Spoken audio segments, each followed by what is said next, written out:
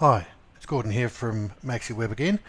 Today we're going to show you how to add images to your web page and some of the functions associated with that, such as uploading one or more images to the file manager so you can insert those images in your web page, and the connectivity that you can do with those images.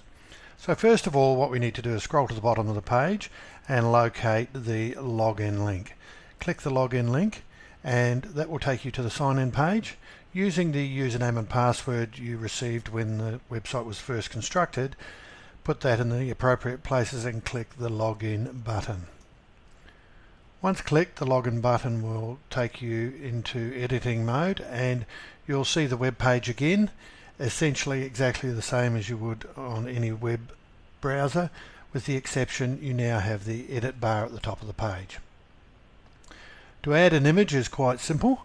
In this respect, you would click the plus button. That will take you to the content manager. Identify the appropriate block that you want to add. In this case, it will be an image block, and we'll place that image block there between those two text items. You'll notice that the line between the two is thicker than any other line. That means that it's in the location it's going to be placed. Once you've let go of the mouse and start to insert the image block, it will come up with a dialog box the same as this. It's quite simple. First of all, you need to choose, well, let's talk about what the components are. There is the image file. We'll choose the new file. So that is the image that's going to be displayed on the web page. You have an image hover, which is optional. This is very useful if you're creating a button from an image. You might have two colored buttons exactly the same. So you may have a red button and a green button that says click now. So when you hover over the red button, it will turn green. It brings up the alternate image. So this is very useful for that. You have the HTML link, and the HTML link, you can either link that image when clicked to another page within your website or to an external URL such as Google or any URL for that matter. And that's quite simple, or you can have none of the above. The alternate text is there. If an image doesn't load on a web browser for some reason, then it will put the alternate text. So it's always good to add a little bit of text, something like trees in a park or boats on the water, etc., explaining what the image is. The title of the image, that's self-explanatory. And then last but not least, constrain the image sizes. This is always handy when you're loading images of varying sizes and you want to keep them in a block of a certain shape dimension. For instance, 300 pixels by 300 pixels. If you check that box, it will add two more fields, a maximum width and a maximum height. This doesn't resize the image, it stops the image being displayed any larger than these pixel dimensions. So if you had 300 by 300 in here, for instance, it would stop the image being displayed any larger than that. If you had an image of 250 by 100, it won't resize the image to 300 by 300. Okay, so let's go back to the top and we'll choose an image. Click on the new image or the new file. We look at the file manager, and this file manager is not on your desktop. This is on the server behind your website, and the files or the images that we want aren't here. So what we'll do is we'll upload some files today. So click on the upload link in the top right hand corner of this page, and that will open the file manager on your computer or desktop. Once that's opened, you'll be able to choose any file from any device connected to your computer, whether it be an external hard drive, a thumb drive, or whatever the case may be.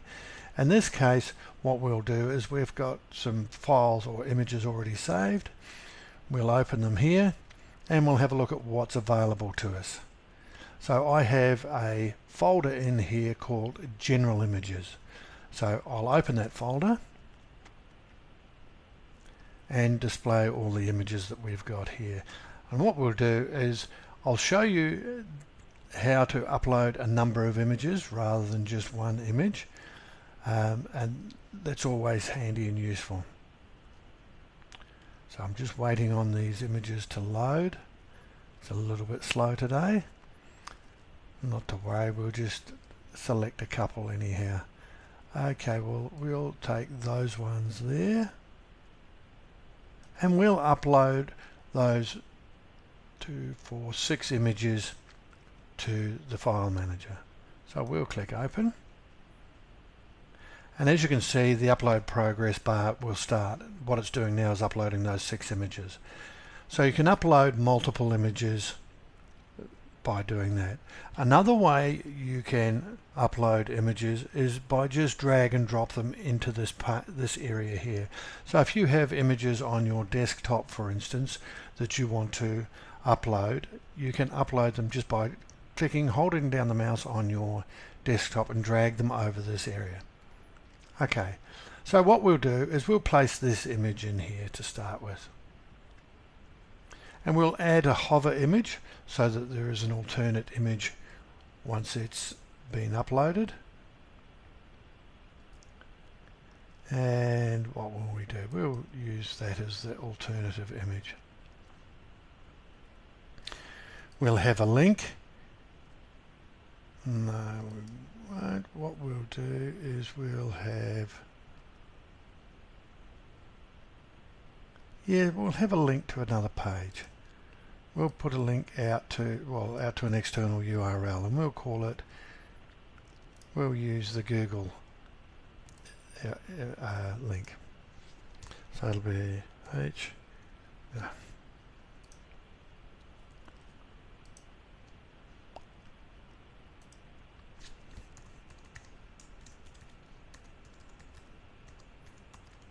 so we'll send it out to google.com. And the alternate is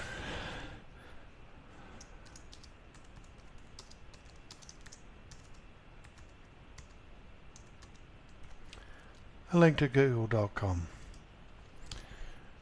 We'll call it the Google button.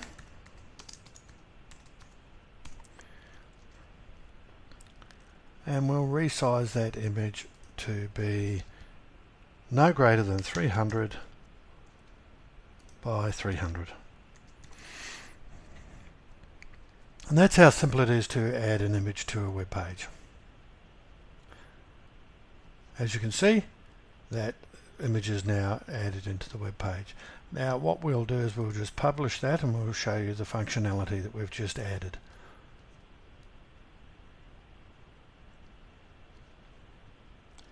When you hover over it, it changes to the alternate image, and you'll also see there the Google button being the title that we insert. Okay, that is it for what we'll do. Just while we're at it, we'll move that image over to the right hand side under that image over there, put it in a better place.